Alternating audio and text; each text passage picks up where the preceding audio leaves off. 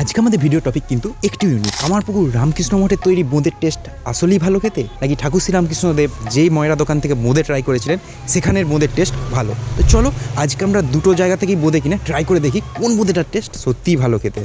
Kamarpukur Ramakrishna mission থেকে এবং মিষ্টি দোকান থেকে আমরা কিন্তু অলরেডি দু জায়গারই বোঁদে কিনে নিয়ে চলে এসেছি। কামারপুকুর রামকৃষ্ণ মঠের বোঁদের দাম পড়েছে 130 টাকা কেজি উইথ জিএসটি, আর বাইরে থেকে কেনা বোঁদের দাম পড়েছে 140 টাকা, মানে 10 টাকা কিন্তু বেশি। তো চলো এরপর দেখা যাক কোনটা টেস্ট আসলেই খেতে ভালো। বাইরের দোকান থেকে আমরা যেই বোঁদেটা 140 টাকা দিয়ে কিনেছি সেই বোঁদের প্যাকেজিং কিন্তু অ্যাজ ইউজুয়াল নর্মাল, বাট মঠের থেকে আমরা যে বোঁদেটা কিনেছি সেই বোঁদের প্যাকেজিং কিন্তু এরকম কন্টেনারে, যেটা যারা বাইরে নিয়ে যায় তাদের ক্ষেত্রে কিন্তু খুবই সুবিধাজনক এরকম কন্টেনার। তো চলো এরপর আমরা দুটো বোঁদেকেই প্লেটিং করি এবং দেখি কার বোঁদের কালার কীরকম।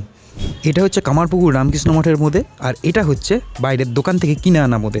দেখতেই পাচ্ছ দুটোর মধ্যে কিন্তু কালারের ডিফারেন্স রয়েছে। আমি একটু কাছে করে নিলাম, দেখো এটা কিন্তু একটু বেশি ফিট সাদা, এটা একটু হালকা কালচে। এই হচ্ছে রামকৃষ্ণ মঠের বোঁদে। চলো ফার্স্ট বাইট মুখে দিই। এরপর আমরা ট্রাই করি নর্মাল মিষ্টি দোকানের মধ্যে। এর দানাগুলো কিন্তু মঠের তুলনায় একটু বড়, যাই হোক টেস্টটাই ম্যাটার করে। চলো ফার্স্ট বাইট মুখে দিই।